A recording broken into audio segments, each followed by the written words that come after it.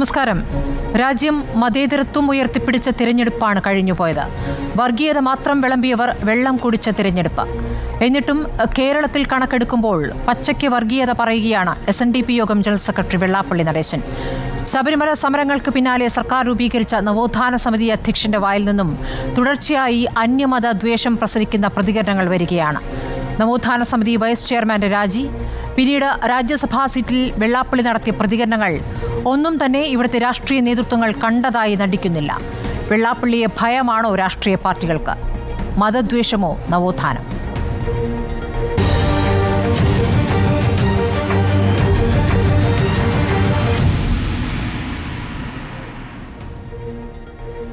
ചർച്ചയിൽ കോൺഗ്രസിൽ നിന്നും KP Naushad Ali, doctor Abdulla Basil Wisdom സംസ്ഥാന വൈസ് പ്രസിഡന്റാണ്, BJPയുടെ പ്രതിനിധി ഷാജി ആർ നായർ, രാഷ്ട്രീയ നിരീക്ഷകനായി AM ഷിനാസ് ഉണ്ട്, സണ്ണി M കബിക്കാടുണ്ട്.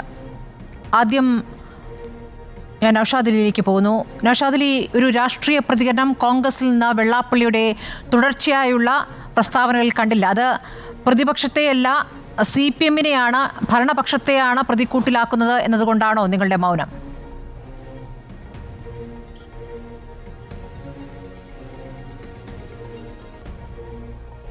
നൌഷാദ് അലിയിലേക്ക് വരാം. ഡോക്ടർ അബ്ദുള്ള ബാസിൽ, വെള്ളാപ്പള്ളിയുടെ തുടർച്ചയായ പ്രതികരണങ്ങൾ ന്യൂനപക്ഷ വിരുദ്ധമാണ്. ഇവിടെ മുസ്ലിം സമുദായം സർക്കാരിൽ നിന്ന് അഹിതമായി പലതും നേടിയെടുത്തു എന്നുള്ള പ്രതികരണമാണ് ആദ്യം തെരഞ്ഞെടുപ്പിന് ശേഷം വെള്ളാപ്പള്ളി നടത്തിയത്.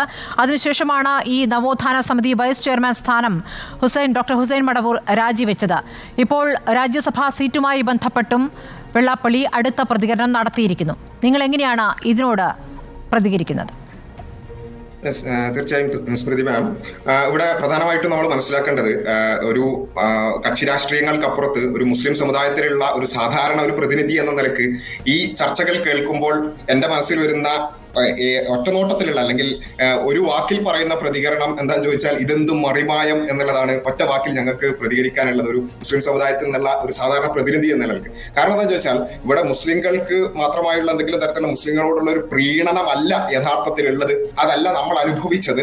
മറിച്ച് തെരഞ്ഞെടുപ്പിന് മുമ്പും കാലങ്ങളായി, അതുപോലെ തന്നെ തെരഞ്ഞെടുപ്പിന് ശേഷവും മുസ്ലിങ്ങൾ അല്ലെങ്കിൽ മുസ്ലിം സമുദായം ഇവിടെ നിരന്തരമായി ആവശ്യപ്പെട്ടുകൊണ്ടിരിക്കുന്ന ഒരു കാര്യം ഇടതുപക്ഷത്തിൽ നിന്നും ഒരു വേള UDF-ൽ നിന്നുമൊക്കെ പല രൂപത്തിലുള്ള അർഹമായ ന്യായമായ അവകാശങ്ങൾ പോലും ഈ സമുദായത്തിന് നിഷേധിക്കപ്പെടുന്നു എന്ന ചർച്ചയാണ് നിരന്തരമായി മുസ്ലിം സമുദായത്തിന്റെ ഭാഗത്ത് നിന്ന് നമുക്ക് കാണാൻ സാധിച്ചിട്ടുള്ളത്. അങ്ങനെ ഒരു പ്രീണനം എന്നല്ല, ഒരു വേള പീഡനമാണ് നടക്കുന്നത്. നേരിട്ടുള്ള ഒരു പീഡനമല്ല ഞാൻ ഉദ്ദേശിച്ചത്, മറിച്ച് അർഹമായ അവകാശങ്ങൾ പോലും നിഷേധിക്കുന്ന രൂപത്തിലുള്ള പീഡനം നടക്കുന്ന ഒരു സാഹചര്യത്തിൽ അതിനെക്കുറിച്ച് ചർച്ച ചെയ്യുന്നതിന്റെ ഇടയിലാണ് ഒരു മറിമായം പോലെ ഇപ്പൊ പ്രീണനത്തെ കുറിച്ചുള്ള ചർച്ച വരുന്നത് എന്നുള്ളത് പരിഹാസ്യമായിട്ടാണ് എനിക്ക് തോന്നുന്നത്. ഈ കാരണങ്ങൾ കൊണ്ട് തന്നെ മുസ്ലിം സമുദായത്തിൽ പ്രത്യേകിച്ചും ഇടതുപക്ഷത്തിനോട് ഒരു അവിശ്വാസം ഉണ്ടായിട്ടുണ്ട് എന്നുള്ളത് ഈ തെരഞ്ഞെടുപ്പിനെ വിശകലനം ചെയ്ത ഏതൊരാൾക്കും ബോധ്യപ്പെടുന്ന ഒരു കാര്യമാണ്. മുസ്ലിം സമുദായത്തിന് കൂടുതൽ വോട്ടുകളുള്ള മലബാർ മേഖലയിൽ എന്തുകൊണ്ട് ഇടതുപക്ഷം തകർന്ന് തരിപ്പണമായി എന്നുള്ളതിന്റെ അവലോകനം നടത്തിയാൽ മുസ്ലിം സമുദായത്തിൽ പൊതുവെ തന്നെ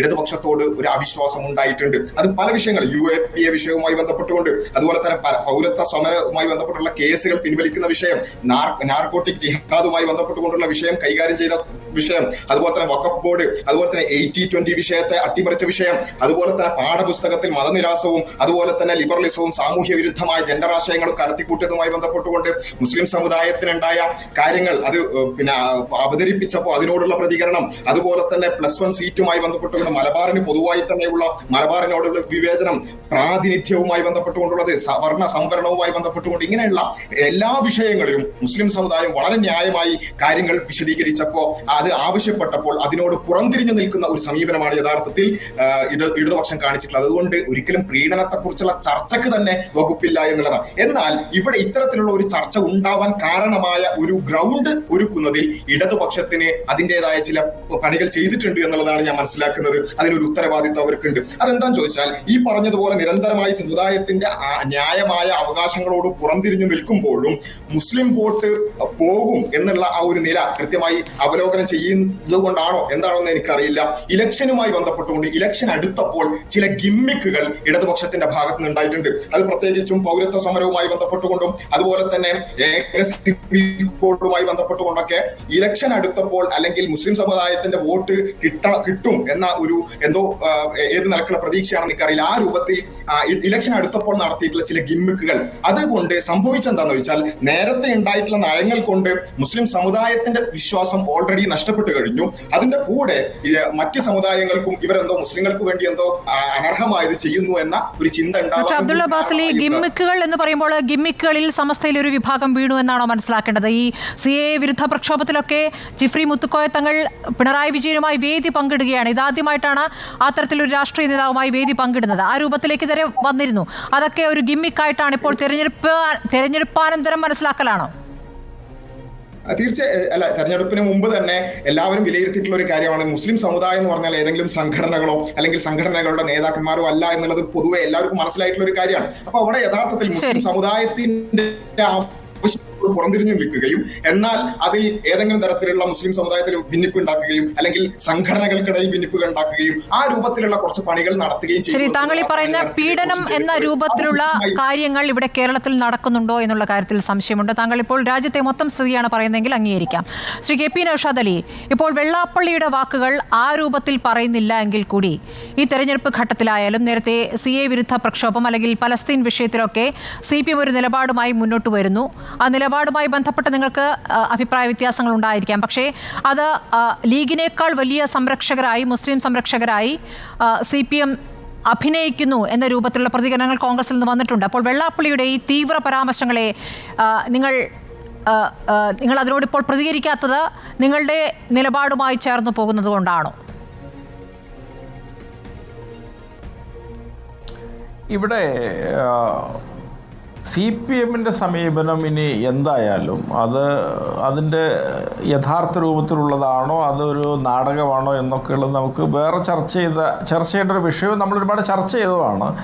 ഇവിടെ ഇത്തരത്തിലൊക്കെയുള്ള പരാമർശങ്ങൾ നമ്മുടെ സമൂഹത്തിൽ ഏതെങ്കിലും തരത്തിലുള്ള ധ്രുവീകരണവും വിഭജനവും ഒക്കെ ഉണ്ടാക്കാനിടയുള്ള പരാമർശങ്ങളിൽ നിന്ന് ഉത്തരവാദിത്തപ്പെട്ട എല്ലാവരും മാറി നിൽക്കണം എന്നുള്ളതാണ് സ്വാഭാവികമായിട്ട് എനിക്ക് പറയാനുള്ളത്. ഇവിടെ കോൺഗ്രസ് അങ്ങനെ ആവശ്യപ്പെട്ടോ ശ്രീ KP നൗഷാദ് അലി? അല്ല,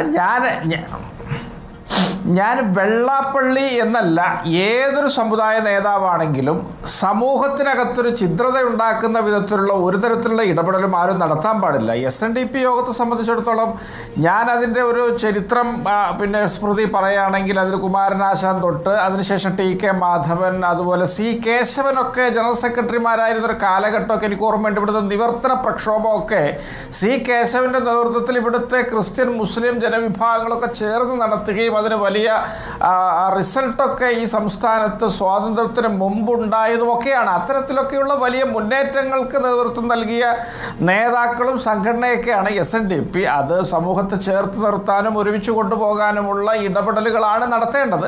വെള്ളാപ്പള്ളി നടേശനെ സംബന്ധിച്ചിടത്തോളം അദ്ദേഹം 2015 ഒരു സമത്വയാത്രയൊക്കെ നടത്തുന്ന വേളയിൽ കോഴിക്കോട്ടെ ഒരു അപകടവുമായി ബന്ധപ്പെട്ട് നടത്തിയ പ്രസ്താവനയുടെ പേരിൽ അദ്ദേഹത്തിന് എതിരെ 153A ഒക്കെ വെച്ചുകൊണ്ടുവന്നത് പോലീസൊക്കെ കേസെടുത്തതും ഞാൻ ഈ അവസരത്തിൽ ഓർമ്മിക്കുകയാണ്. അദ്ദേഹം കേരളീയ സാമൂഹിക പരിസരത്ത് വളരെ മുതിർന്ന ഒരു വ്യക്തിത്വമാണ്. അദ്ദേഹം തീർച്ചയായിട്ടും എല്ലാവർക്കും മാതൃകാപരമാവുന്ന രീതിയിലുള്ള ഇടപെടലുകൾ നടത്തി വഴികാട്ടേണ്ട ആളാണ് എന്നാണ് എൻ്റെ അഭിപ്രായം. ഈ സമത്വ മുന്നേറ്റ യാത്ര കാസർഗോഡ് നിന്ന് തുടങ്ങി ശംഖുമുഖത്ത് അവസാനിച്ചല്ലോ ശ്രീ നൗഷാദ് അലി. ആ യാത്ര അവസാനിച്ചപ്പോൾ ആ ചടങ്ങിൽ പങ്കെടുത്ത ആരാണ്? അമിത്ഷായാണ്.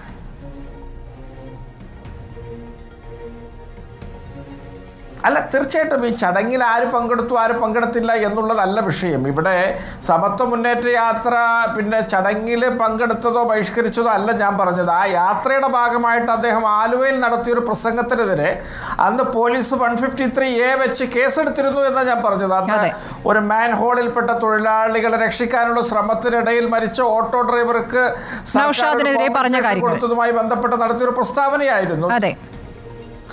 അപ്പോൾ തീർച്ചയായിട്ടും ഇവിടെ വെള്ളാപ്പള്ളി നടേശൻ അടക്കമുള്ള മുഴുവൻ സാമുദായിക സോഷ്യൽ ഗ്രൂപ്പ് നേതാക്കളും മാതൃകാപരമായ ഇടപെടലുകളും ഗൗരവപൂർണവും ശ്രദ്ധാപൂർണവുമായ വാക്കുകളും പ്രയോഗിച്ച് സമൂഹത്തെ ഒരുമിച്ച് ചേർത്ത് കൊണ്ടുപോകാനുള്ള ഹേതുക്കളായി മാറണമെന്നുള്ള ഒരു ആഗ്രഹവും എന്നൊരു താല്പര്യമാണ് എനിക്ക് പറയാനുള്ളത്. ശരി, നവോത്ഥാന സമിതി അധ്യക്ഷൻ എന്ന നിലയ്ക്ക് അദ്ദേഹത്തിന് തുടരാൻ അർഹതയുണ്ടോ എന്ന ചോദ്യമാണ് ഇപ്പോൾ ഉയരുന്നത്. ശ്രീ സണ്ണി എം കബിക്കാട്, 2015 ഈ സമത്വ മുന്നേറ്റ യാത്ര, അതിനിടയ്ക്ക് അദ്ദേഹം നടത്തിയ വിഭാഗീയ പരാമർശങ്ങൾ, അന്യമത ദ്വേഷ പരാമർശങ്ങൾ, മുസ്ലിം ന്യൂനപക്ഷത്തിനെതിരെ തന്നെ തുടർച്ചയായി അദ്ദേഹം എടുത്തുകൊണ്ടിരിക്കുന്ന സമീപനം, ഇതൊക്കെ 2015 തന്നെ തെളിഞ്ഞിട്ടുള്ള കാര്യമാണ്.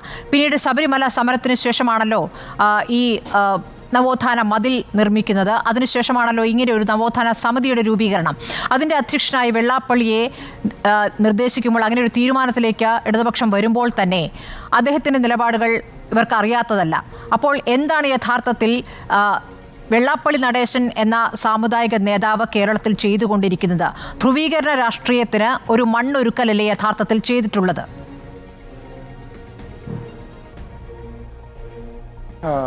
തീർച്ചയായിട്ടും ഇത് കുറച്ചുകൂടി ഗൗരവമായി എടുക്കേണ്ട ഒരു പ്രശ്നമായിട്ടാണ് ഞാനിതിനെ മനസ്സിലാക്കുന്നത്. കാരണം ഇത് കോൺഗ്രസിൻ്റെയോ മാർക്സിസ്റ്റ് പാർട്ടിയുടെ വീഴ്ചയുടെ പ്രശ്നമായിട്ട് നമ്മളിതിനെ എടുക്കാൻ പാടില്ല. അതിനുമപ്പുറം വേരുകളുള്ള വളരെ ഗൗരവമുള്ളൊരു കാര്യമാണത്. ഏഷ്യയിലെ തന്നെ ഏറ്റവും വലിയ പ്രസ്ഥാനമെന്ന് സാമൂഹിക പ്രസ്ഥാനമെന്ന് വിശേഷിപ്പിക്കാവുന്ന, കേരളത്തിൻ്റെ ചരിത്രത്തിൽ നിർണായക സ്വാധീനമുള്ള ശ്രീ SNDP യോഗത്തിൻ്റെ ജനറൽ സെക്രട്ടറിയാണ് പ്രസ്താവന നടത്തിയിരിക്കുന്നത്. അദ്ദേഹം കേവലം ഒരു വിഭാഗത്തിനെതിരെ ഒരു പരാമർശം നടത്തുകയല്ല ചെയ്തിരിക്കുന്നത്, മറിച്ച് ഇന്ത്യയിൽ വളരെ സുശക്തമായിരിക്കുന്ന മുസ്ലിം വിരുദ്ധമായ ഒരു വികാരത്തെ ആളിക്കത്തിക്കുക എന്ന ജോലിയിലാണ് വെള്ളാപ്പള്ളി നടേശൻ ഏർപ്പെട്ടിരിക്കുന്നത്. നമുക്കറിയാം, കഴിഞ്ഞ തെരഞ്ഞെടുപ്പിൽ പരാജയപ്പെടുമെന്നുള്ള ഭീതി വന്നപ്പോൾ BJPയുടെ ഇന്നത്തെ പ്രധാനമന്ത്രി നരേന്ദ്രമോദി നേരിട്ട് രംഗത്തിറങ്ങി മുസ്ലിം വിരുദ്ധ, പച്ചയായ മുസ്ലിം വിരുദ്ധ പരാമർശങ്ങൾ നടത്തിയത് നമ്മൾ കണ്ടതാണ്, കേട്ടതാണ്. അതിൻ്റെ ഒരു ബാലൻസാണ് യഥാർത്ഥത്തിൽ വെള്ളാപ്പള്ളി നടേശൻ ചെയ്യുന്നത്. ഇവിടെ നാം ശ്രദ്ധിക്കേണ്ട ഒരു കാര്യം, കേരളം പോലൊരു സ്ഥലത്ത് അനധികൃതമായി മുസ്ലിങ്ങൾ കൈവശപ്പെടുത്തുന്നു അധികാരം, സമ്പത്ത്, പദവി എന്ന് വെള്ളാപ്പള്ളി പറയും. ഞാൻ വെള്ളാപ്പള്ളി ആദരിക്കപ്പെടുന്ന ഒരു നേതാവാണെന്നൊക്കെ തീർച്ചയായും അംഗീകരിച്ചുകൊണ്ട് തന്നെ വെള്ളാപ്പള്ളി ഇക്കാര്യത്തിൽ ഞാൻ വെല്ലുവിളിക്കുകയാണ്. വസ്തുതാപരമായ കണക്ക് നിരത്തി വെച്ചുകൊണ്ട് കേരളീയ ജനസംഖ്യയിൽ 30% വരുന്ന മുസ്ലിങ്ങൾ അനധികൃതമായി തട്ടിയെടുത്ത ഉദ്യോഗങ്ങളും സ്ഥാനങ്ങളുടെയും കണക്ക് നിരത്താൻ അയാൾ തയ്യാറുണ്ടോ? ഈ പറയുന്ന ഒരു കാര്യത്തിനും വസ്തുതാപരമായ യാതൊരു അടിസ്ഥാനവുമില്ല. ഒന്ന്. രണ്ടാമതൊരു കാര്യം, മതദ്വേഷം പാടില്ല എന്ന് SNDPക്കാരെ അല്ല, കേരളത്തെ പഠിപ്പിച്ച മഹാനായ ഗുരുവിൻ്റെ പാരമ്പര്യമാണ് SNDPക്കുള്ളത്. ആ കസേര കയറിയിരുന്ന് മതദ്വേഷം മാത്രം പറയുന്ന ഒരാളായിട്ട് വെള്ളാപ്പള്ളി മാറുന്നു എന്നത് ഏറ്റവും ശോചനീയമായ ഒരു സ്ഥിതിയാണ്. മൂന്നാമതൊരു കാര്യം, ഈ നവോത്ഥാന സമിതി എന്ന് പറയുന്ന സംഘമാണ്. ഈ 2015 സമത്വ മുന്നേറ്റ യാത്ര എന്നത് BJP സ്പോൺസേഡ് പ്രോഗ്രാമാണെന്ന് എല്ലാവർക്കും അറിയാവുന്ന കാര്യമാണ്. ഞാനതിലേക്ക് കടക്കുന്നില്ല. കാസർഗോഡ് മുതൽ തിരുവനന്തപുരം വരെ മുസ്ലിം വിരുദ്ധ പരാമർശങ്ങളിലൂടെയാണ് ആ യാത്ര മുന്നോട്ട് പോകുകയും അമിത് ഷാജിയെ പോലെ ഏറ്റവും അപകടകാരിയായ ഒരു നേതാവാണ് ആ സമ്മേളനം ഉദ്ഘാടനം ചെയ്തത് എന്ന് നമുക്കറിയാം.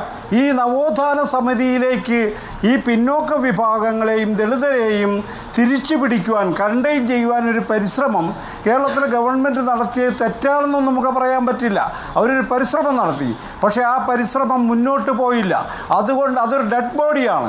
അതിൻ്റെ ജനറൽ കൺവീനറായിരുന്ന പുന്നല ശ്രീകുമാർ നേരത്തെ തന്നെ രാജിവെച്ചു. ഇപ്പോൾ വൈസ് ചെയർമാൻ രാജിവെച്ചു. വെള്ളാപ്പള്ളി നടേശൻ അവിടെ ഇരുന്നു കൊണ്ട് കേരളത്തിലെ, ഇന്ത്യയിലെ പിന്നോക്ക വിഭാഗമായ മുസ്ലിങ്ങൾക്കെതിരെ പരസ്യയുദ്ധം പ്രഖ്യാപിക്കുമ്പോൾ ആ സമിതി പിരിച്ചുവിടണമെന്നാണ് ഞാൻ പറയുന്നത്. വെള്ളാപ്പള്ളിയെ പുറത്താക്കി ഈ നവോത്ഥാന സമിതി ഉണ്ടായതിനു ശേഷം ഒരു പൊതുയോഗം നടത്തി കേരളത്തിലെ പ്രശ്നങ്ങൾ തുറന്ന് ചർച്ച ചെയ്തൊരു സമിതിയല്ലത്. അതുകൊണ്ട് അത് പിരിച്ചുവിടണം. വെള്ളാപ്പള്ളി ഉത്തരവാദിത്തമുള്ളൊരു സാമുദായിക നേതാവ് എന്ന നിലയിൽ ഈ മതദ്വേഷ പരിപാടി, മതവിദ്വേഷം പ്രചരിപ്പിക്കുന്ന പരിപാടി അടിയന്തരമായി അവസാനിപ്പിക്കുകയും അങ്ങനെ അവസാനിപ്പിച്ചില്ലെങ്കിൽ ആ സമുദായം തന്നെ, SNDP സമുദായം തന്നെ, ശ്രീനാരായണ ഗുരുവിൻ്റെ അനുയായികൾ തന്നെ വെള്ളാപ്പള്ളിയെ തിരുത്താൻ തയ്യാറാകണമെന്നാണ് ഞാൻ പറയുന്നത്. അങ്ങനെ ഒരു ഫോഴ്സ് ഉയർന്നു വരണം. ഇദ്ദേഹം കഴിഞ്ഞ പ്രാവശ്യം മകനെ സ്ഥാനാർത്ഥിയാക്കി നിർത്തിക്കൊണ്ട് BJP വോട്ട് പിടിക്കായിരുന്നു. 32% ഈഴവ വോട്ടുകളാണ് ഇപ്രാവശ്യം BJPക്ക് പോയതെന്ന് പഠനങ്ങൾ പുറത്തു വന്നു. ഇതിന് ഉത്തരവാദി പരിപൂർണമായും വെള്ളാപ്പള്ളി നടേശനാണ്. അതുകൊണ്ട് വെള്ളാപ്പള്ളി നടേശൻ മുസ്ലിം വിരുദ്ധത പറയുന്നതിൽ നമ്മളാരും അത്ഭുതപ്പെടേണ്ട കാര്യമില്ല. അയാൾ തിരുത്തപ്പെടണം. അതിന് സമുദായം, SNDP സമുദായം തയ്യാറാകണം. അന്യമത വിദ്വേഷൻ പാടില്ല എന്നവർ തീരുമാനിക്കണം. അങ്ങനെ ഹിസ്റ്റോറിക്, ഇത് കക്ഷി രാഷ്ട്രീയ വഴക്കായി നമ്മൾ എടുക്കരുത് എന്നാണ് ഞാൻ പറയുന്നത്. ശരി, 32% ഈഴവ വോട്ട് BJPക്ക് പോയി എന്ന് പറയുമ്പോൾ ഇടതുപക്ഷത്തോടൊപ്പം നിന്ന വോട്ടാണ് BJPയിലേക്ക് പോയിരിക്കുന്നത്. ശ്രീ ഷാജി ആർ നായർ, ഇത് വെള്ളാപ്പള്ളിയുടെ പ്രസ്താവനകൾ കൊണ്ട് അല്ലെങ്കിൽ വെള്ളാപ്പള്ളിയുടെ ആഹ്വാനം കൊണ്ട് ഈഴവ വോട്ടുകൾ ഇടതുപക്ഷത്തിൽ നിന്നും BJPക്ക് ലഭിച്ചു എന്നാണോ നിങ്ങൾ കരുതുന്നത്?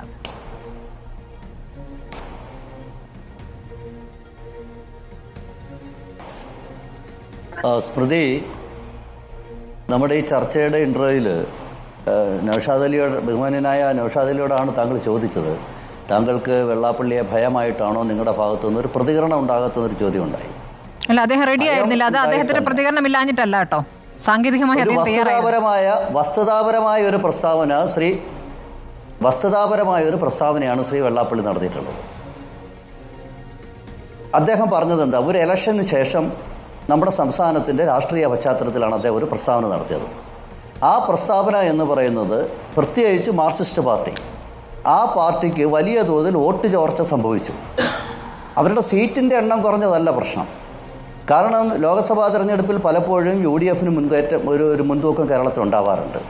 പക്ഷെ വലിയ തോതിൽ ഈ തെരഞ്ഞെടുപ്പിൽ അവരുടെ വോട്ട് വലിയ തോതിൽ കുറഞ്ഞിരിക്കുന്നു. ഈ സാഹചര്യം അദ്ദേഹം പറഞ്ഞത് കൃത്യമായ ഈ ഗവൺമെൻറ് എടുത്തിട്ടുള്ള മുസ്ലിം പ്രീണന നയമാണ്. അതുകൊണ്ട് വലിയ തോതിൽ മറ്റ് വിഭാഗങ്ങളുടെ, ക്രിസ്ത്യൻ വിഭാഗങ്ങളുടെ ഉൾപ്പെടെ വോട്ട് ചോർച്ചയുണ്ടായി എന്നാണ് ശ്രീ വെള്ളാപ്പള്ളി പറഞ്ഞിട്ടുള്ളത്. ഇത് ക്രിസ്ത്യൻ വിഭാഗത്തിനും കൊടുക്കുന്നു എന്നും കൂടി പറഞ്ഞു. രാജ്യസഭാ സീറ്റിന്റെ കാര്യത്തിൽ CPI മുസ്ലിമിന് കൊടുക്കുന്നു, CPM ക്രിസ്ത്യാനിക്ക് കൊടുക്കുന്നു, ഇങ്ങനെയൊക്കെ പച്ചയ്ക്ക് പറയുകയാണ്. അതെ സ്മൃതി, അതിനു മുമ്പ് വെള്ളാപ്പള്ളി പറഞ്ഞത് താങ്കൾ പറഞ്ഞില്ല. മുസ്ലിം പ്രീണനം, പിണറായി വിജയൻ നടത്തുന്ന മുസ്ലിം പ്രീണനത്തിൽ കേരളത്തിലെ ക്രിസ്ത്യൻ സമൂഹത്തിനും വലിയ തോതിൽ എതിർപ്പുണ്ട് എന്നൊരു പ്രസ്താവന അദ്ദേഹം നടത്തിയിട്ടുണ്ട്. അതിൻ്റെ കൂട്ടത്തിൽ താങ്കൾ മനഃപൂർവ്വം കേൾക്കാതെ പോയതാണോ എന്ന് എനിക്കറിയില്ല. ഞാൻ പറയാമെന്ന പോയിന്റ് ഞാനൊന്ന് തീർത്തോട്ടെ. അദ്ദേഹം പറഞ്ഞ കാര്യം ഞാനൊന്ന് ചോദിച്ചോട്ടെ. ഇത് അദ്ദേഹത്തിൻ്റെ മാത്രം പ്രസ്താവനയല്ല, കേരളത്തിൻ്റെ പൊതു രാഷ്ട്രീയത്തിൽ ഇത് ആദ്യത്തെ പ്രസ്താവനയല്ല, ആദ്യത്തെ ആളുമല്ല വെള്ളാപ്പള്ളി. ഞങ്ങളിത് എത്ര കാലമായിട്ട് കേരളത്തിൽ പറയുന്നുണ്ട്. ഇതൊരു യാഥാർത്ഥ്യമല്ലേ കേരളത്തിൻ്റെ? പ്രത്യേകിച്ച് 2016 മുതൽ പിണറായി വിജയൻ്റെ തെരഞ്ഞെടുപ്പ് കാലഘട്ടങ്ങൾ, നിയമസഭാ തെരഞ്ഞെടുപ്പ് മുതൽ കൃത്യമായ ഈ പ്രീണനം കേരളത്തിലുണ്ട് എന്നുള്ളതൊരു യാഥാർത്ഥ്യമാണ്. ഇന്നിപ്പോൾ പാർട്ടി അണികൾ, കാലാകാലങ്ങളിലായി പാർട്ടിക്ക് വോട്ട് ചെയ്ത വലിയ ജനവിഭാഗം, അവരിത് തിരിച്ചറിഞ്ഞ് പ്രതികരിക്കുമ്പോൾ ഇത് കേവലം വെള്ളാപ്പള്ളിയെ വളഞ്ഞിട്ട് ആക്രമിച്ചിട്ട് എന്താ കാര്യമുള്ളത്? ഒരുപക്ഷെ അദ്ദേഹം CPMൻ്റെ മാത്രം കാര്യമെടുത്ത് പറയുമ്പോൾ ഇത് CPMൻ്റെ മാത്രം നിലപാടല്ല, LDFൻ്റെ മാത്രം നിലപാടല്ല. ഞങ്ങൾ കേരളത്തിൻ്റെ രാഷ്ട്രീയത്തിൽ എല്ലാ കാലവും പറഞ്ഞിട്ടുള്ളത് കേരളത്തിൽ LDFും UDFും പരസ്പരം മത്സരിക്കുകയാണ്. ഇക്കാര്യത്തിൽ പരസ്പരം മത്സരിക്കുകയാണ്. കേരളത്തിൻ്റെ രാഷ്ട്രീയ മണ്ഡലത്തിൽ ഇത് ആദ്യം തുടക്കം കുറിച്ചത് UDF ആണ്. LDF പിന്നീട് അവരുമായി ഈ രംഗത്ത്, മത്സര രംഗത്ത് വരുന്നത് 2016 തെരഞ്ഞെടുപ്പോട് കൂടിയാണ്. വളരെ ശക്തമായി അവർ ഈ കാര്യത്തിൽ അവരും വളരെ മത്സര ബുദ്ധിയോടുകൂടി രംഗത്ത് വന്നിട്ടുള്ളത്. ഈ തെരഞ്ഞെടുപ്പിൽ വെള്ളാപ്പള്ളി പല കാര്യങ്ങളും പറഞ്ഞല്ലോ. അദ്ദേഹം പറഞ്ഞ കാര്യങ്ങളെപ്പറ്റി LDF UDF ഇതുവരെ പ്രതികരിച്ചിട്ടുണ്ടോ? അദ്ദേഹം പല കാര്യങ്ങളും പറഞ്ഞല്ലോ. അപ്പോൾ ഇതൊരു യാഥാർത്ഥ്യമാണ്. ഈ യാഥാർത്ഥ്യം എന്ന് പറയുന്നത് വളരെ കൃത്യമായി രണ്ട് മുന്നണികളും വലിയ തോതിൽ ഈ പ്രീണന നയം, ഈ പ്രീണന നിലപാട് സ്വീകരിച്ചിട്ടുണ്ട്. പ്രത്യേകിച്ച് LDFൻ്റെ ഈ പ്രീണന നിലപാടിൽ അതിശക്തമായ എതിർപ്പ് പാർട്ടി അണികൾക്ക്, UDF ഇത് പഴക്കം ചെയ്ത ഒരു സമ്പ്രദായം. ഈ പ്രീണന നയം എന്ന് താങ്കൾ ആവർത്തിച്ച് പറയുമ്പോൾ ശ്രീ സണ്ണി എം കബിക്കാട് ചോദിക്കുന്നത് താങ്കൾ കേട്ടിരിക്കുമല്ലോ, കണക്കുകൾ നിരത്തു, എന്താണ് അവർക്ക് കൂടുതലായി കൊടുത്തത്?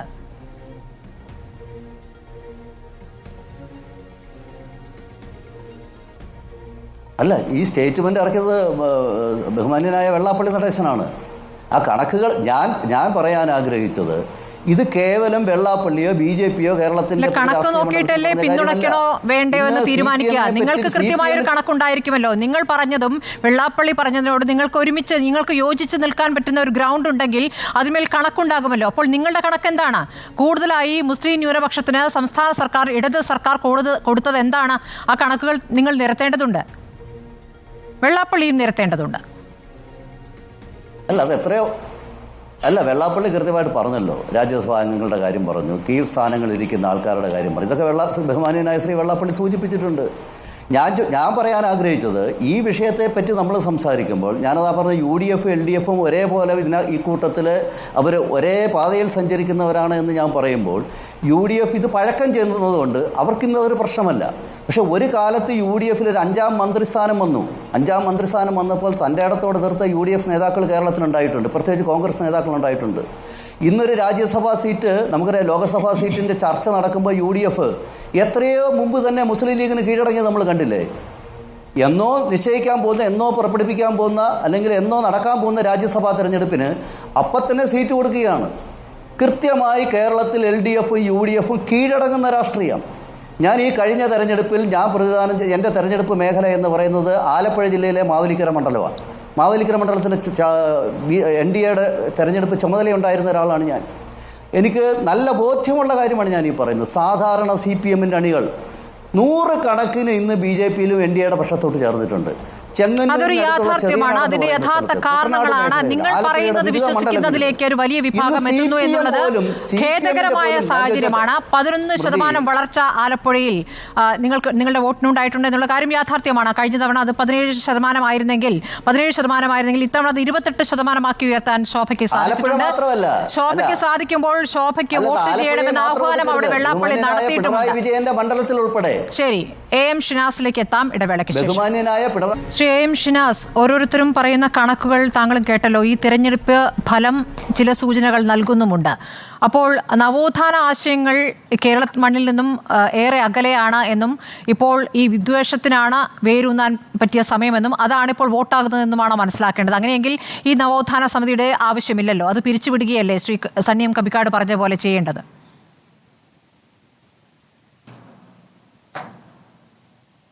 നവോത്ഥാന മൂല്യ സംരക്ഷണ സമിതി എന്നായിരുന്നു അതിന്റെ ആദ്യത്തെ പേര്. അത് ചുരുക്കിയാണ് കേരള നവോത്ഥാന സമിതി എന്നാക്കിയത്. കേരള നവോത്ഥാന സമിതിയുടെ ചെയർമാനാണ് ശ്രീ വെള്ളാപ്പള്ളി നടേശൻ. കേരള നവോത്ഥാന സമിതി എന്ന് വെച്ചാൽ കേരള നവോത്ഥാന മൂല്യ സംരക്ഷണ സമിതിയാണ്, അതിന്റെ ചെയർമാനാണ്. ആ ചെയർമാനാണ്. മാത്രമല്ല SNDPയുടെ സമുന്നത നേതാവുമാണ്. SNDP ഒക്കെ മുന്നോട്ട് വെച്ച മുദ്രാവാക്യം, ആശയം എന്തായിരുന്നു? ജാതിഭേദം, മതദ്വേഷം, അതൊന്നുമില്ലാത്ത എല്ലാവരും സോദരത്വേന കഴിയുന്ന ഒരു സമൂഹമാണ്.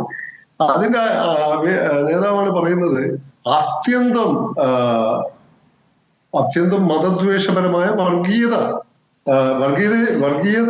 അങ്ങേയറ്റം വർഗീയപരമായ പരാമർശം ആണ് എന്ന് വെച്ചാൽ PP സുനീർ CPI എന്ന പാർട്ടിയിലെ അംഗമാണ്. അദ്ദേഹം മുസ്ലിം എന്നതിനേക്കാൾ CPI-കാരനാണ്.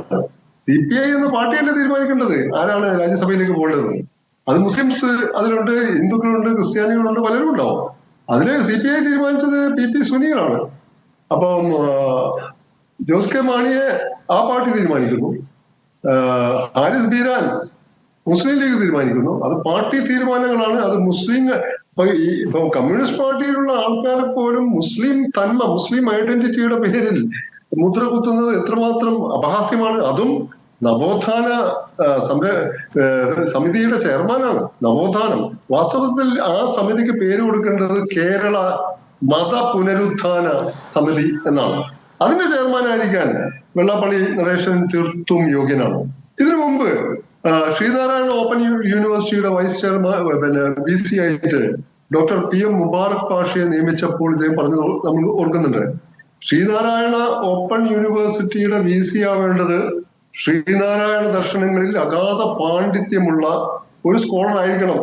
അത് അത് ഈഴവ സമുദായത്തിൽ തന്നെയുള്ള ഒരാളായിരിക്കണം എന്നൊക്കെ പറഞ്ഞ് അതിനെയും അങ്ങനെയാണെങ്കിൽ മഹാത്മാഗാന്ധി യൂണിവേഴ്സിറ്റിയുടെ VC ഗാന്ധിയനായിരിക്കണം, ഗാന്ധിയൻ സ്റ്റഡീസ് പാണ്ഡിത്യമുള്ളവനായിരിക്കണം എന്നൊക്കെ പറയേണ്ടി വരും. എല്ലാം സാമുദായിക യുക്തിയിലാണ്.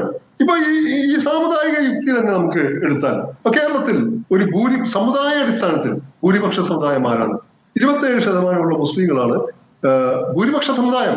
അത് കഴിഞ്ഞാൽ ഏതാണ്ട് 23% ക്രിസ്ത്യൻ ഈഴവരാണ്. ഈഴവ സമുദായത്തിൽ 23%. രണ്ടാമത് കിടക്കുന്നത് 18.38 ഏതാണ്ട് 18.5% ക്രിസ്ത്യൻ സമുദായമാണ് മൂന്നാമത്.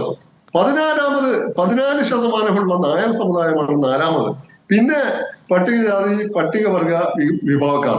അപ്പൊ അങ്ങനെ സമുദായാടിസ്ഥാനത്തിൽ നോക്കിയാൽ 27% മുസ്ലിങ്ങൾക്ക് കേരളത്തിൽ നിയമസഭയിലോ പാർലമെന്റിലോ ഉദ്യോഗങ്ങളിലോ മറ്റ് തലങ്ങളിലോ അർഹമായ പ്രാതിനിധ്യം കിട്ടിയിട്ടുണ്ടോ എന്ന് ശ്രീ സണ്ണി കവിക്കാട് ചൂണ്ടിക്കാണിച്ചതുപോലെ കണക്ക് പോട്ടാൽ എന്താവും സ്ഥിതി? മാത്രമല്ല ഈ ശ്രീ വെള്ളാപ്പള്ളി നടേശന്റെ സ്വഭാവം ഏത് മുന്നണി വന്നാലും ചാഞ്ഞും ചെരിഞ്ഞും ചാഞ്ചാടിയും അതത് മുന്നണികൾക്ക് തരാവുന്നതൊക്കെ അവർക്ക് കിട്ടാവുന്നതൊക്കെ കൈക്കലാക്കാവുന്ന എല്ലാ തരം ത്രികാല തന്ത്രങ്ങളും പ്രയോഗിച്ചു പോരുന്ന ഒരു വ്യക്തിയാണ്.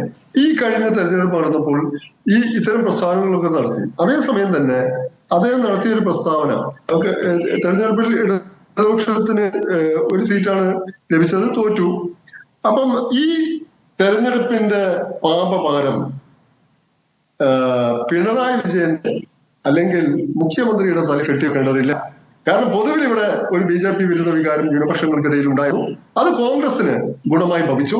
പിന്നെ മുഖ്യമന്ത്രിക്ക് ഇതിൽ യാതൊരു പങ്കും എന്ന് വെച്ചാൽ അതിന്റെ ന്യായങ്ങളിലേക്ക് ഞാൻ കിടക്കുന്നില്ല. ഒരേ സമയം മുഖ്യമന്ത്രിയെ വിമർശിക്കാതിരിക്കുക, മുഖ്യമന്ത്രിയെ ന്യായീകരിക്കുക, അതേസമയം തന്നെ മുഖ്യമന്ത്രി തന്നെ മുഖ്യമന്ത്രി ചർച്ചയിൽ പങ്കെടുത്ത് തീരുമാനിച്ച സ്ഥാനാർത്ഥിയാണ് ജോസ് കെ മാണി. മുന്നണി മര്യാദയുടെ പേരിൽ ജോസ് കെ മാണിക്ക് മുഖ്യമന്ത്രി തന്നെയാണ് നൽകുന്നത്. അതെ ആ തീരുമാനത്തെ വർഗീയപരമായി വ്യാഖ്യാനിക്കുക. ഇവിടെ ഇടതുപക്ഷം തോറ്റതിനെ മുഖ്യമന്ത്രിയെ പൂർണ്ണമായും കുറ്റവിമുക്തനാക്കുക എന്ന് വെച്ചാൽ ഏത് മുന്നണി ഭരിച്ചാലും എങ്ങനെയെങ്കിലും തന്റെ ആ ഈഴവ സമുദായത്തിനെ താൻ ഉൾപ്പെടുന്ന അതീവ വരേണ്യ വിഭാഗത്തിന് വേണ്ടത് കിട്ടുക. അത് UDF ആണെങ്കിലും LDF ആണെങ്കിലും BJP ആണെങ്കിലും. ഇപ്പോ തുഷാർ വെള്ളാപ്പള്ളി കോട്ടയത്ത് BDJS സ്ഥാനാർത്ഥിയായിട്ട് മത്സരിക്കുന്നു. അതേസമയം തന്നെ നവോത്ഥാന മുന്നണിയുടെ സമിതിയുടെ ചെയർമാനായിട്ട് വെള്ളാപ്പള്ളി നടേശന് ഇവിടെ ഉണ്ട്. ഒരേ സമയം ഒരു വേള LDFനെ CPM-നെ പ്രീതിപ്പെടുത്തുന്ന പ്രസ്താവനകൾ, അതേസമയം തന്നെ UDF-നെ പ്രീതിപ്പെടുത്തുന്ന പ്രസ്താവനകൾ, അതേസമയം തന്നെ ഉത്തരോത്തരം BJP മുന്നോട്ട് വെക്കുന്ന വർഗീയ അജണ്ട പൊലിപ്പിക്കുന്ന പ്രസ്താവനകൾ. ഇത് എന്ത് തരം മനുഷ്യരാണ്?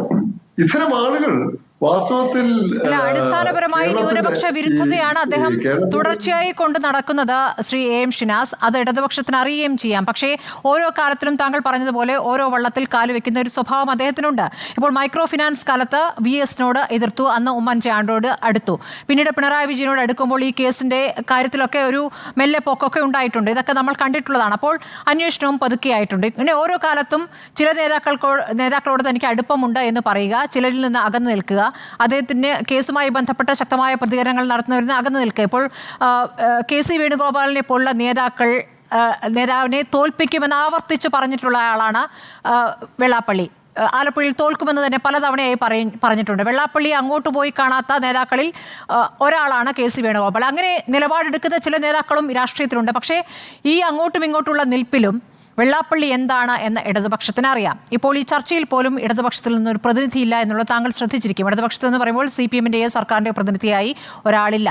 അപ്പോൾ ശക്തമായ വാക്കുകൾ അല്ലെങ്കിൽ അദ്ദേഹത്തിന് ഇഷ്ടപ്പെടാത്ത പ്രതികരണങ്ങൾ നടത്തേണ്ടതില്ല എന്നൊരു ആലോചനയിൽ നിന്നാകാം ഒരുപക്ഷെ ഈ വിഷയത്തിൽ ചർച്ചയ്ക്ക് പോലും വരാത്തത്.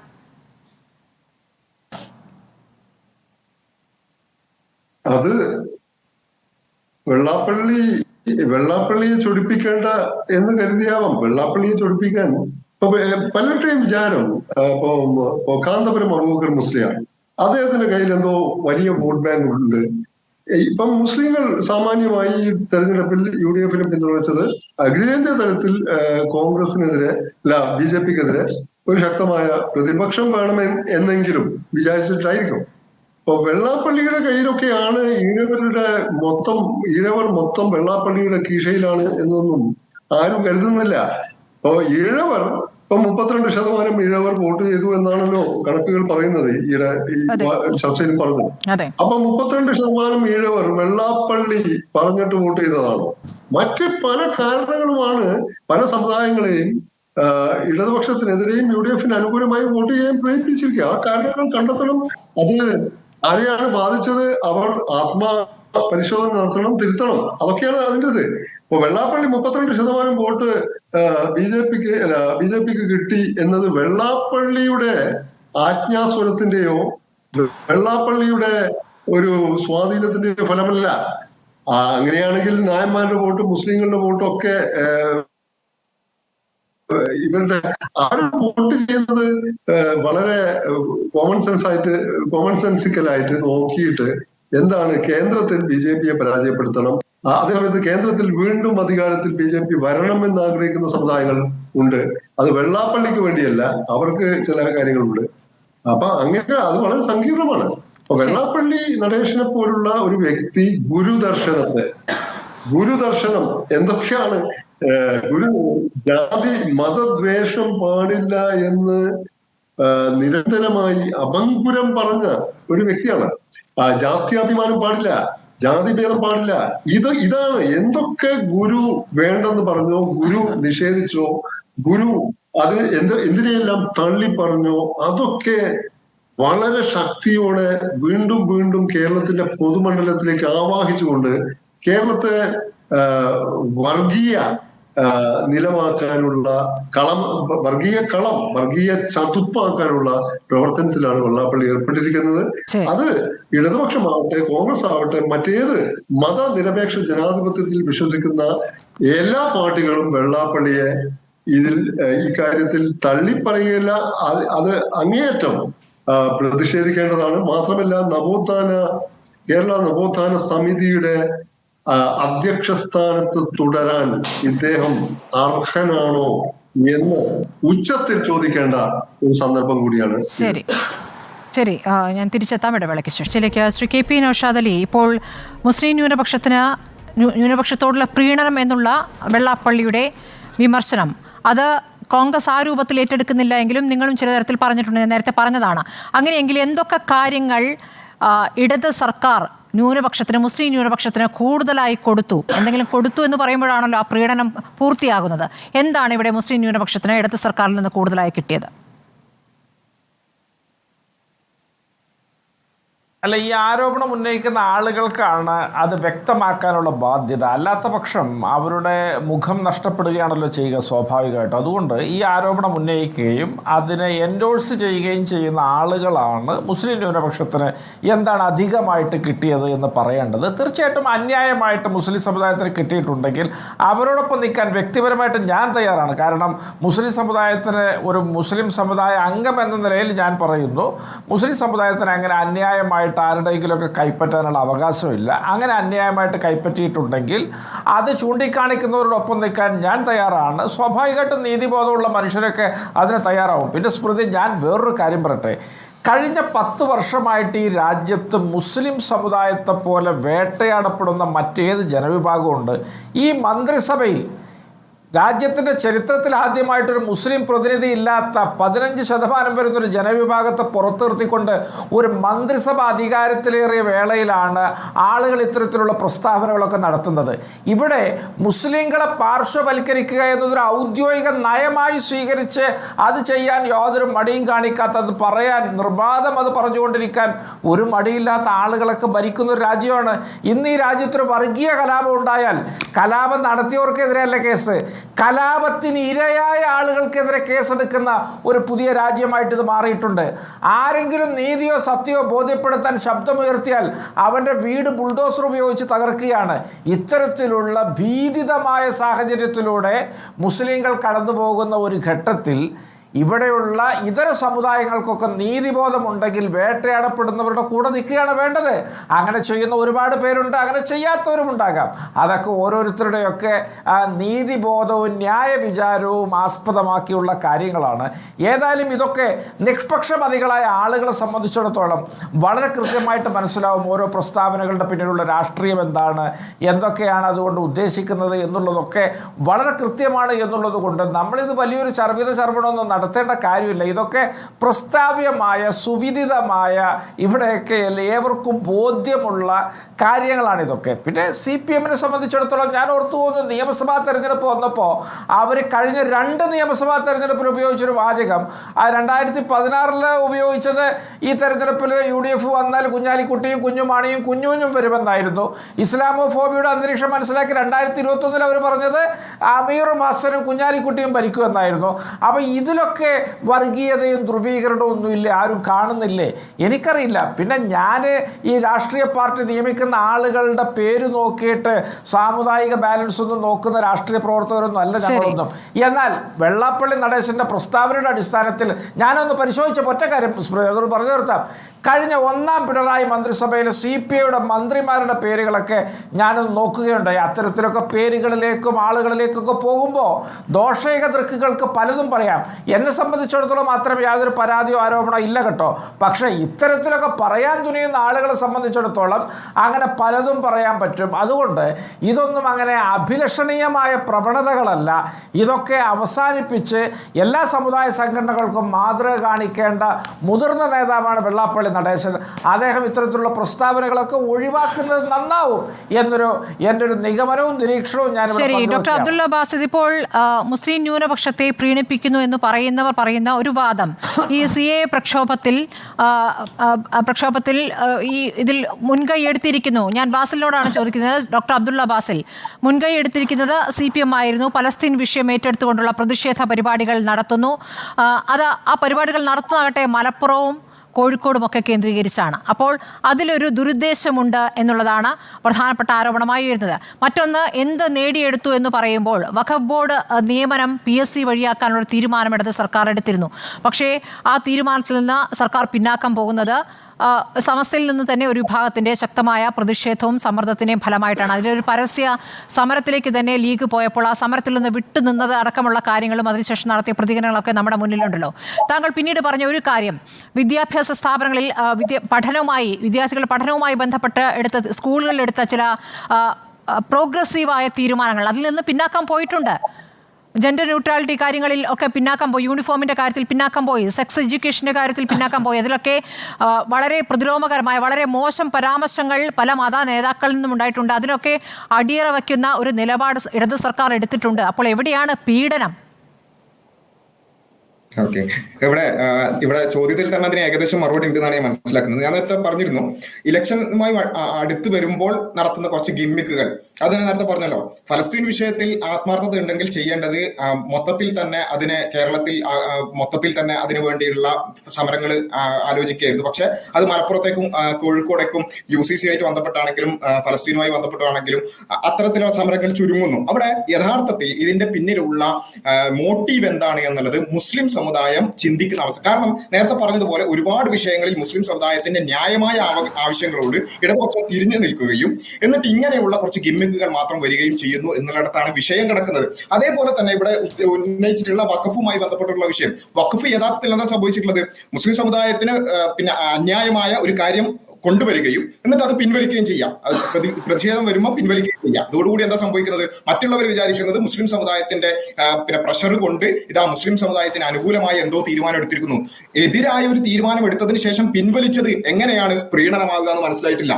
അതുപോലെ തന്നെയാണ് ഇവിടെ ഏറ്റവും പ്രധാനപ്പെട്ട ഒരു വിഷയം എന്താ വെച്ചാൽ, ഇടതുപക്ഷമാകട്ടെ അല്ലെങ്കിൽ ജനാധിപത്യ കക്ഷികൾ എല്ലാവരും ചെയ്യേണ്ട ഒരു കാര്യം, ഇതിൽ നമുക്ക് ഒരു ചില ഉത്തരവാദിത്തങ്ങളുണ്ട്. ഇത്തരം വിഷയങ്ങൾ വരുമ്പോൾ അത് ക്ലാരിഫൈ ചെയ്യുക എന്ന് പറയുന്നത് വളരെ പ്രധാനപ്പെട്ട കാര്യമാണ്. ഇപ്പോൾ നാർക്കോട്ടിക് ജിഹാദ് വന്നു, അതുമായി ബന്ധപ്പെട്ടുകൊണ്ടുള്ള വർഗീയ വിദ്വേഷങ്ങൾ എല്ലായിടത്തും പകർന്നതിന് ശേഷം അല്ലെങ്കിൽ എല്ലാവരും എത്തിയതിനു ശേഷമാണ് പിന്നെ ചെറിയ ചില പ്രസ്താവനകളിലൂടെ ഒക്കെ പോകുന്നത്. അതേപോലെ തന്നെ മദ്രസ അധ്യാപകർക്ക് പെൻഷൻ കിട്ടുന്നു, ഇപ്പോഴും വാട്സ്ആപ്പ് യൂണിവേഴ്സിറ്റിയിൽ പ്രചരിപ്പിച്ചുകൊണ്ടിരിക്കുന്ന ഒരു കാര്യമാണ്. ഇങ്ങനെയുള്ള കാര്യങ്ങൾ സർക്കാർ രേഖകൾ എന്ന നിലക്കാണ് ഈ കാസ പോലെയുള്ള തീവ്രവാദ സംഘടനകളും RSS ഒക്കെ പിന്നെ പ്രചരിപ്പിക്കുന്നത്. അപ്പൊ അവിടെ യഥാർത്ഥത്തിൽ സർക്കാരിനും അതുപോലെ തന്നെ ഈ പറഞ്ഞ ജനാധിപത്യ കക്ഷികൾക്കും ചില ഉത്തരവാദിത്തങ്ങളുണ്ട്. ഇതിങ്ങനെയല്ല എന്നുള്ളതും കൃത്യമായ എന്താണ് സംഭവിച്ചത് എന്നുള്ളതും. ഇപ്പം 80-20 ഇപ്പോൾ പോലും നിരന്തരമായി വാട്സ്ആപ്പ് യൂണിവേഴ്സിറ്റികളിൽ 80-20 എന്ന് പറഞ്ഞാൽ മുസ്ലിം പ്രീണനം എന്ന് പറഞ്ഞുകൊണ്ട് പ്രചരിപ്പിക്കപ്പെട്ടുകൊണ്ടിരിക്കുന്നത്. എന്താണ് സംഭവിച്ചത് എന്നുള്ളത് പരിശോധിച്ച് നോക്കിയാൽ രേഖകൾ നമുക്ക് കൃത്യമായി കാണാൻ സാധിക്കും. പക്ഷെ ഇതൊന്നും രേഖകളിലുള്ള വസ്തുതകൾ ജനങ്ങളോട് പറയാതെ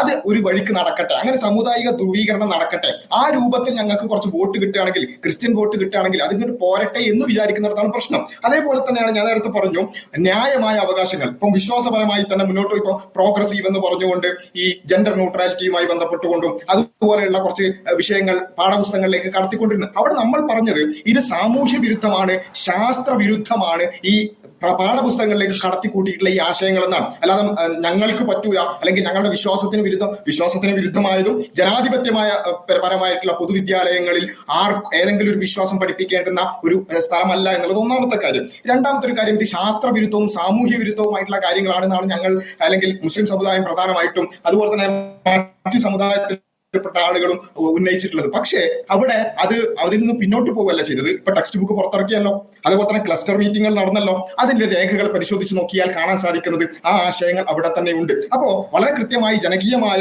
എതിർപ്പുകൾ വന്നിട്ടും അതിനൊന്നും വകവെക്കാതെ ഈ രൂപത്തിൽ ജനാധിപത്യ കക്ഷികൾ മുന്നോട്ട് പോകുന്നതാണ് ഇത്തരത്തിലുള്ള പ്രശ്നങ്ങൾ. ഇവിടെ യഥാർത്ഥത്തിൽ ഇപ്പം നേരത്തെ BJP പ്രതിനിധിയോട് നമ്മൾ ചോദിച്ചല്ലോ, കണക്കുകൾ ചോദിച്ചല്ലോ, നമുക്ക് കണക്കുകൾ പരിശോധിക്കാറോ? എന്തിനാണ് നിങ്ങൾ ഈ CPIയുടെ വിഷയം പറഞ്ഞു? CPIക്ക് ഇത്രയും കാലമായി കൊണ്ട് ആകെ 2 മുസ്ലിം പേരുള്ള MP-മാരാണ് ഇതുവരെ രാജ്യസഭയിലേക്ക് പോയിട്ടുള്ളത്. ഇനി ഒറ്റ കാര്യം കൂടി, കണക്കുകൾ നമ്മൾ ജസ്റ്റ് ഒന്ന് പറയണല്ലോ. ഈ ഇലക്ഷനുമായി ബന്ധപ്പെട്ടുകൊണ്ടാണല്ലോ പറഞ്ഞത്. ഈ 22-23% വരുന്ന ഈഴവർക്ക് 2 MP-മാരാണുള്ളത്. തീർച്ചയായും അതൊരു പ്രാതിനിധ്യത്തിന്റെ പ്രശ്നം തന്നെയാണ്. എന്നാൽ 30% വരുന്ന മുസ്ലിങ്ങൾക്ക് 3 MP-മാര് മാത്രമാണുള്ളത്. എന്നാൽ നായർ സമുദായത്തിന് ഇതിനേക്കാൾ എത്രയോ കുറവുള്ള നായർ സമുദായത്തിന് 7 MP-മാരുണ്ട്, ക്രിസ്ത്യൻ സമുദായത്തിന് 5 MP-മാരുണ്ട്. ഞാൻ ചോദിക്കുന്നത്, പ്രാതിനിധ്യം കണക്കുകൾ വെച്ചുകൊണ്ട് അങ്ങനെയുള്ള വല്ല പ്രശ്നമാണ് തോന്നുന്നതെങ്കിൽ ഇവിടെ യഥാർത്ഥത്തിൽ നായർ സമുദായത്തിന് കൂടുതൽ കിട്ടുന്നു എന്നല്ലേ പറയേണ്ടത്? പക്ഷെ അത് പറയുന്നില്ല. കാരണം എന്താ? അതല്ല പ്രശ്നം. ഇവിടെ യഥാർത്ഥത്തിൽ മുസ്ലിങ്ങളുമായി ബന്ധപ്പെട്ടുകൊണ്ട് സംഘപരിവാർ ഉണ്ടാക്കുന്ന ചില നറേറ്റീവുകൾ അത് പറയുക എന്നുള്ളതാണ് നടക്കുന്നത്. അപ്പോ യഥാർത്ഥത്തിൽ എത്രത്തോളം വെള്ളാപ്പള്ളി സഹായിക്കുന്നു എന്നുള്ളതാണല്ലോ നമ്മുടെ വിഷയം. സമയക്കുറവുള്ളതുകൊണ്ടാണ് ശ്രീ ബാസിൽ. ഇപ്പോൾ ശ്രീ സണ്ണി എം കബിക്കാട്, ഇപ്പോൾ ഈഴവ വോട്ടുകൾ 32%, ഇടതുപക്ഷത്തിന് ലഭിച്ചുകൊണ്ടിരുന്ന 32% ഇത്തവണ BJPയിലേക്ക് പോയെങ്കിൽ അതിനുള്ള കാരണങ്ങൾ ഈ ന്യൂനപക്ഷ പ്രീണനം എന്ന് ഇപ്പോൾ വെള്ളാപ്പള്ളി നടേശൻ ആരോപിക്കുന്ന ആ കാരണങ്ങളല്ല, മറ്റു ചില കാരണങ്ങളാകാം എന്നാണ് ശ്രീ ഷിനാസ് പറയുന്നത്. താങ്കൾ അതിനോട് എത്രത്തോളം യോജിക്കുന്നുണ്ട്?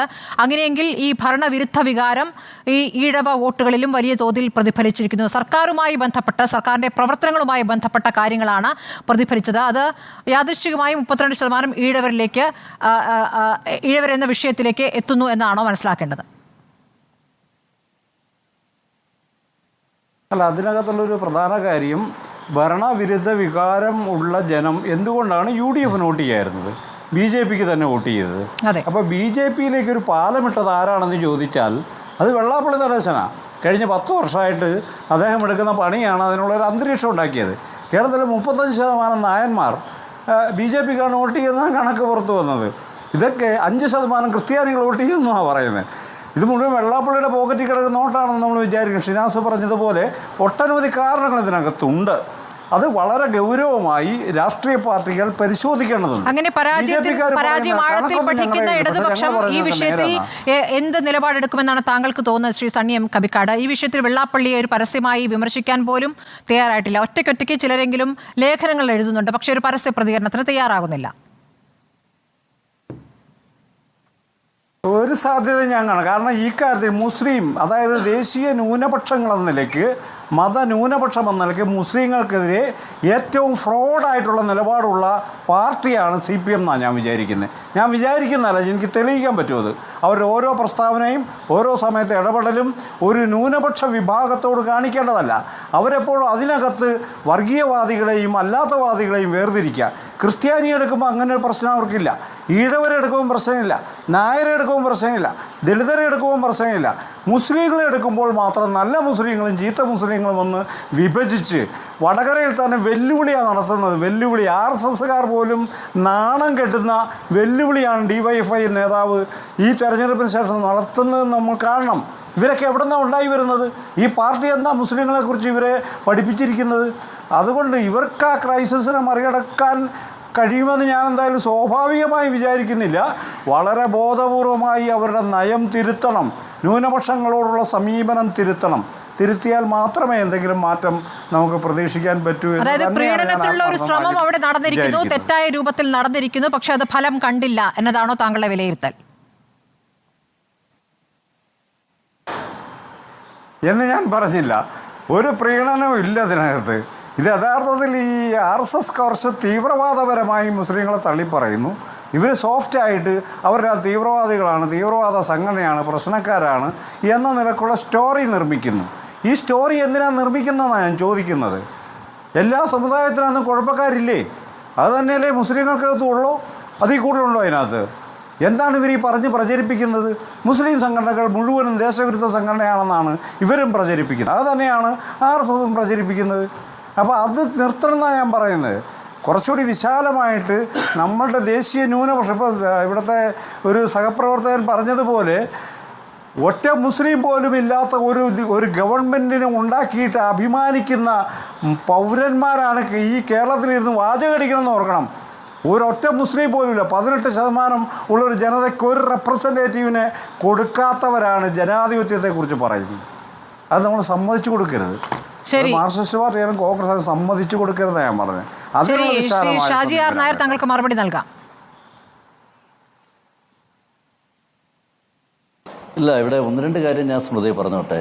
ശ്രീ സണ്ണി M കവിൽക്കാട് പറഞ്ഞൊരു കാര്യം, മാർക്സിസ്റ്റ് പാർട്ടിയുടെ മുസ്ലിം പ്രീണനത്തിൽ എന്താ പറയുക, അതിൽ വിരോധിച്ചുകൊണ്ട് അത് അവരുടെ സഹാക്കൾ BJPക്ക് വോട്ട് ചെയ്ത് കോൺഗ്രസിന് വോട്ട് ചെയ്തില്ല എന്ന് അദ്ദേഹം പറയുന്നു.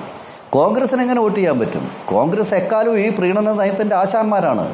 മുസ്ലിം ലീഗിന് വഴങ്ങി മുസ്ലിം ലീഗിൻ്റെ കീഴ്പ്പെട്ട് രാഷ്ട്രീയ പ്രവർത്തനം നടത്തുന്ന ഒരു പാർട്ടിയായിട്ട് കേരളത്തിൽ കോൺഗ്രസ് മാറിയിട്ട് കാലം എത്രയായി? മറ്റൊരു കാര്യം അദ്ദേഹം ചോദിക്കുന്നത്, ഈ മന്ത്രിസഭയിൽ മന്ത്രി ഉണ്ടായിട്ടില്ല എന്നൊരു കാര്യം അദ്ദേഹം പറയുന്നുണ്ട്. വാസ്തവമാണ്, ശരിയാണ്. നമുക്കറിയാം, നമ്മൾ കേരളത്തിൽ പോലും BJP ഒരു സ്ഥാനാർത്ഥിയെ മലപ്പുറം ജില്ലയിൽ മത്സരിപ്പിച്ചിരുന്നു, ഡോക്ടർ അബ്ദുൾ സലാം. അദ്ദേഹം വളരെ കാലിക്കറ്റ് സർവകലാശാലയുടെ വൈസ് ചാൻസലറാണ്. നിർഭാഗ്യവശാൽ അദ്ദേഹം ജയിച്ചിട്ടില്ല. അപ്പോൾ മന്ത്രിസഭയിലേക്ക് ഇതിപ്പോൾ പ്രാരംഭഘട്ടത്തിൽ ഒരു തവണയെ ഇനിയും രണ്ടാം ഘട്ടം വരാനിരിക്കുന്നു മന്ത്രിസഭയെ സംബന്ധിച്ചിടത്തോളം. ആദ്യഘട്ടത്തിൽ ഈ തരത്തിലുള്ള ഒരു ക്രമീകരണം ചെയ്യുന്ന സമയത്ത് അതിൽ വന്നിട്ടില്ല എന്നുള്ളൊരു യാഥാർത്ഥ്യമാണ്. പക്ഷേ BJPയെ സംബന്ധിച്ചോളം നിരവധി സ്ഥലങ്ങളിൽ സ്ഥാനാർത്ഥികളെ നിർത്തി മത്സരിപ്പിച്ചിട്ടുണ്ട്. അത് മുസ്ലിം സ്വാധീനമുള്ള മുസ്ലിം മേഖലകളിൽ തന്നെ സ്ഥാനാർത്ഥികളെ നിർത്തിയിട്ടുണ്ട്. നിർഭാഗ്യവശാൽ അവർ ജയിച്ചിട്ടില്ല. അബ്ദുൾ സലാം സാർ ജയിച്ചിരുന്നെങ്കിൽ കേരളത്തിൻ്റെ മന്ത്രിയാകും എന്ന കാര്യത്തിൽ ആർക്കെങ്കിലും സംശയമുണ്ടോ? അപ്പോൾ അതൊരു നിലപാടല്ല. ജനാധിപത്യത്തിൽ തിരഞ്ഞെടുക്കപ്പെട്ടു വരുന്നവർ മന്ത്രിമാരാവുന്നു, മുഖ്യമന്ത്രിയാവുന്നു, പ്രധാനമന്ത്രിയാവുന്നു. ബാക്കിയുള്ളവരുടെ പരിഗണന അല്ലെങ്കിൽ പ്രാതിനിധ്യം അത് നിർത്തിയതുകൊണ്ടായില്ലല്ലോ ശ്രീ ഷാജി ആർ നായർ. നാട് നീളെ ഏത് രൂപത്തിലുള്ള പ്രസംഗങ്ങളാണ് മോദി നടത്തിയതെന്ന് നമ്മൾ കണ്ടതാണല്ലോ. താങ്കൾ ഈ പറയുന്ന മുസ്ലിം ലീഗ് UDFിലെ ഘടകകക്ഷിയാണ്. ലീഗിലെ സ്ഥാനാർത്ഥികൾക്ക് ഇത്തവണ കിട്ടിയ ഭൂരിപക്ഷം എത്രയാണെന്നും താങ്കൾക്ക് അറിയാമല്ലോ. ഇതുവരെ ഇല്ലാത്ത ഭൂരിപക്ഷത്തിലായിരുന്നു വിജയം.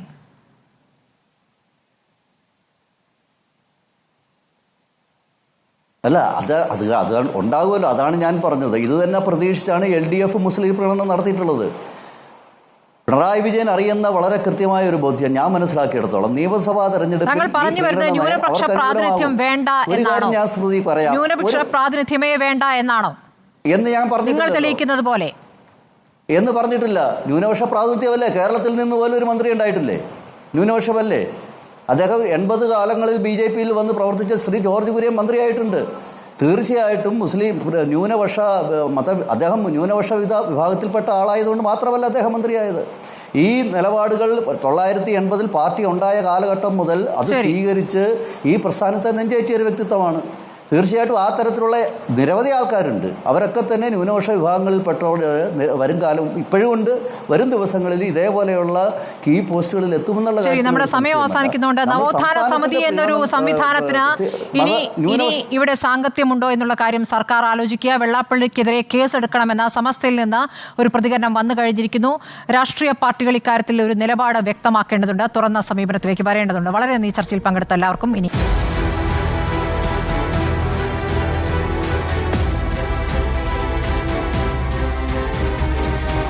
ഡിബേറ്റ് വിത്ത് സ്മൃതി പരുത്തിക്കാട്.